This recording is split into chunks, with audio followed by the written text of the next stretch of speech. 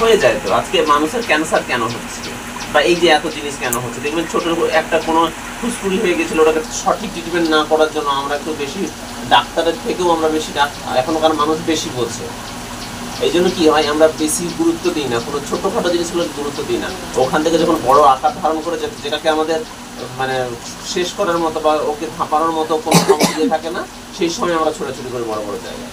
কিন্তু আমরা যদি একটু ভালো করে চিন্তা ভাবনা করে দেখি যে আমাদের কেন রোগ হচ্ছে, কারণটা কি, এই রোগটা কেন আসলো আমার শরীরে, এই সমস্যাটা কেন হচ্ছে, এগুলো যদি একটু ভালো করে খুঁটিয়ে দেখি না প্রথমে, তাহলে আর হবে না। যেমন আপনারা যখন ছোট ছিলেন দেখবেন এখনকার মানুষ বেশি বোঝে, আর যখনকার মানুষ বেশি একদমই বুঝতো না, তখন মানুষ কিন্তু রোগ হতো না মানুষের, আর রোগ হতো না। আর এখন বুঝে যে বেশি রোগ হচ্ছে। আমরা মাটিতে পড়ে যাওয়া জিনিস খেতাম না, তখনকার মানুষ মাঠের জল খেয়েছে।